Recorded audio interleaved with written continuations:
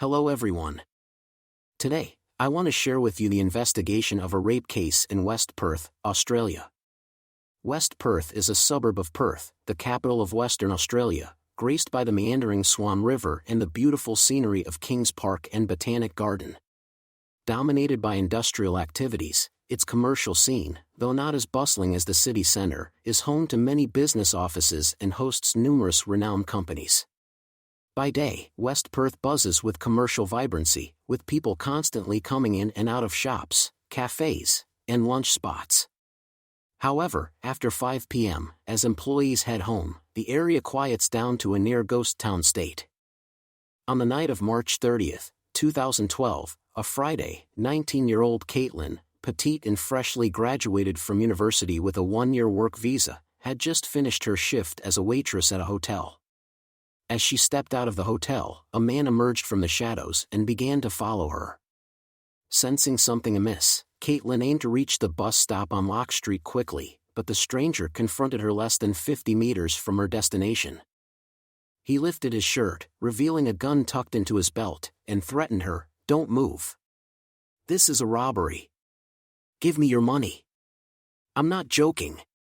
In a state of extreme fear, Caitlin, trembling, handed over a $20 bill. "Don't give it to me here. Follow me," the man commanded, leading her to a dark alley. Convinced he was armed and with no one around, Caitlin felt powerless to resist. In that dimly lit lane, on a building's driveway, she was raped twice over the course of the night. Despite her attempts to escape and fighting back, even scratching the man's neck, he responded by pressing the gun to her stomach and drawing a long knife from his backpack, threatening to slash her face.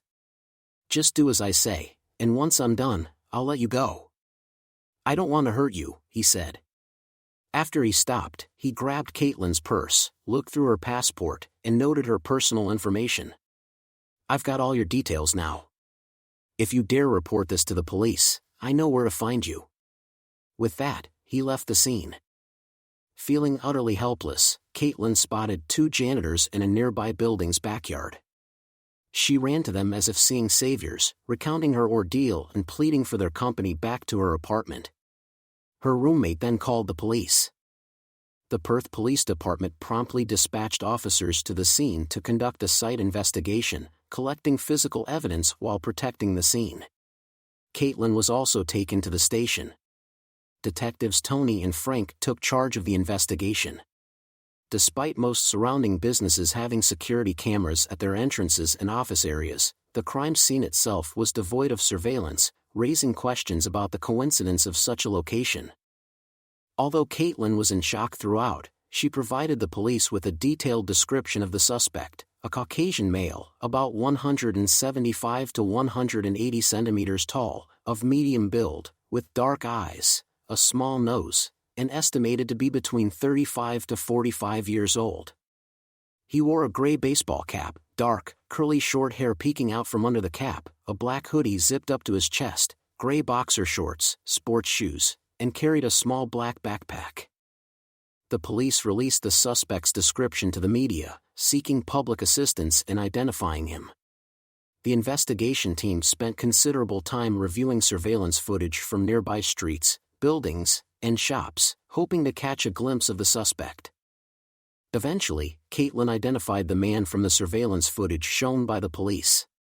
Despite the broadcast of the suspect's images on TV, social media, and newspapers, the clarity of the images was too poor to yield valuable leads. The police's DNA database also failed to match the samples from the scene.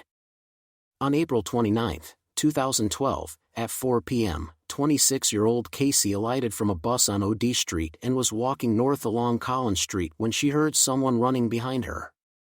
A man appeared in front of her, attempting a robbery. The man lifted his hoodie, revealing a handgun tucked in his waist, and Casey was terrified. "Walk down the ramp," he shouted at her. Casey was forced to walk towards a company's dark underground parking lot. "Help! Help!" she screamed, grabbing her purse and throwing it at the man. Taking advantage of his momentary confusion, Casey ran. She reached the corner of the street and hid behind a wall to look back. The man did not follow her but remained stationary before taking her purse, which contained her phone, wallet, credit cards, and driver's license. Run. Run, was the only thought in Casey's mind, the farther, the better. Along the way, she stopped a passerby with a bicycle, telling him she had just been robbed and asked for help. The passerby immediately called the police. The arriving officers from the Perth Police Department immediately recalled the sexual assault case that happened nearby 4 weeks prior and informed the sexual assault investigation team.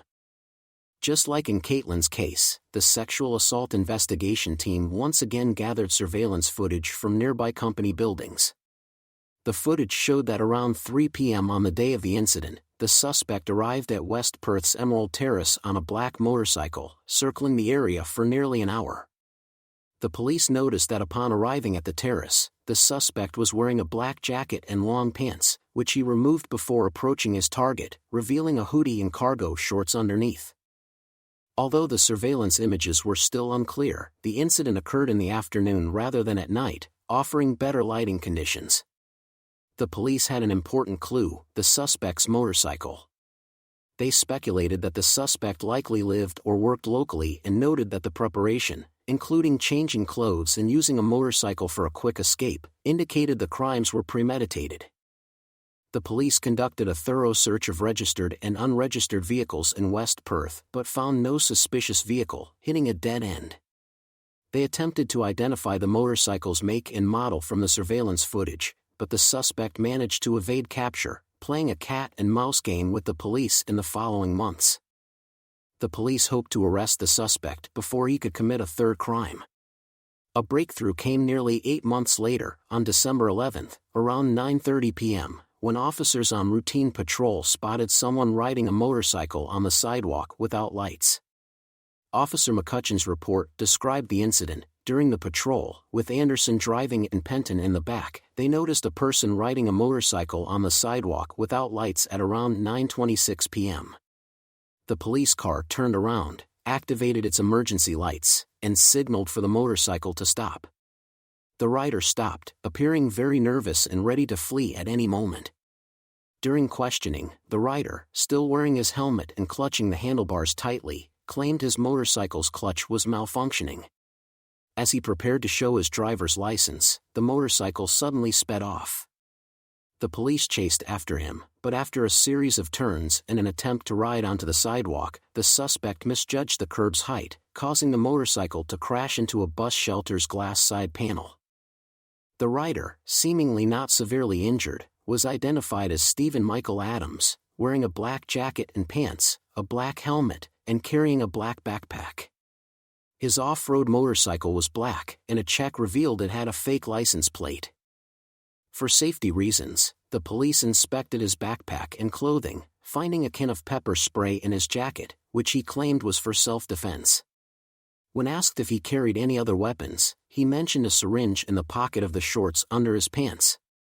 The police found an object resembling an EpiPen, which Adams claimed was for high blood pressure.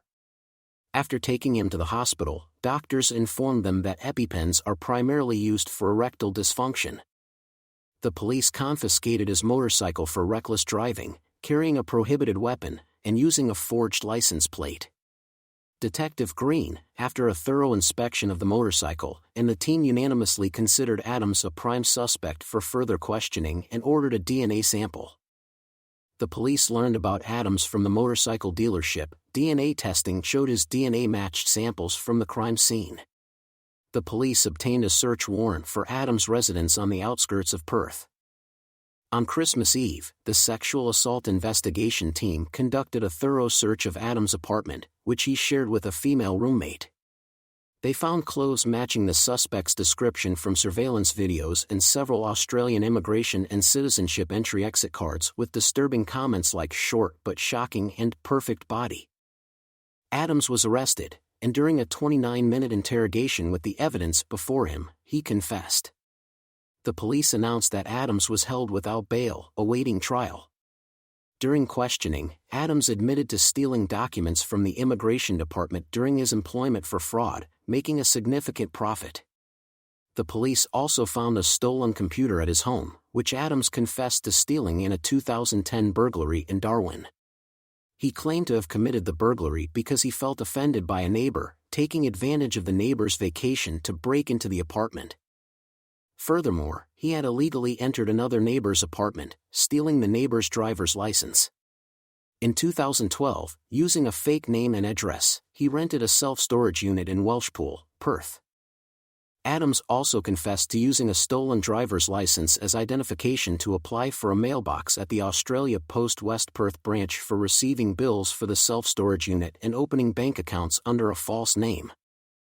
3 days after his arrest, on December 28, the search team investigated Adams' self-storage unit, uncovering a rape kit containing weapons, disguises, aphrodisiacs, multiple license plates, various weapons, a spring knife, 3 stun guns, 3 brass knuckles, 3 sprayers, etc.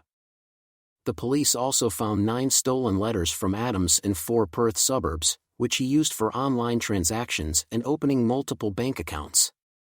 Subsequent investigations confirmed that Adams had replaced photos on stolen identity documents with his own and exchanged stolen foreign currency for Australian dollars. The 2 sexual assault victims' purses and personal items were also found in Adams' storage unit. The discovery of a police radio, a bulletproof vest, and pepper spray in the unit indicated that Adams was not just an ordinary rapist. During each interrogation, Adams appeared smug, saying, "Whether it's theft, rape, or fraud, it's just too easy to take advantage of these people. They're all too easy to deceive." Adams confessed that during his employment at the Commonwealth Bank of Australia's West Perth branch, he had stolen several cheques from the bank's vault using correction tape, fishing line, and a fishing sinker on 2 occasions when everyone else had left work, totaling over 75,000 Australian dollars. He then deposited this money into accounts he had opened at other banks under false names and addresses, effectively putting his bank work experience to good use. However, he refused to discuss his motives for the sexual assaults and remained silent on why he fled when the police stopped him on the night of his arrest. His attire, backpack contents, and fake license plate at the time suggested he was likely looking for a third prey. On August 7, 2013, Adams was brought to court facing 31 charges. He stated in court that his daily work during his customs job involved watching pornography. After watching hundreds of hours of pornographic content, he developed sexual fantasies about rape scenarios. After moving to the immigration department, burdened by debt, he became obsessed with complex fraudulent crimes, using the detailed personal information obtained through his job to commit fraud and squander the proceeds. The judge sentenced Adams to 20 months in prison for fraud, 49 months for rape, 44 months for armed robbery, and 7 months for theft, cumulatively serving 10 years in prison. This concludes the crime story we shared with you today. If you like our channel, please click subscribe, and we'll see you in our next video.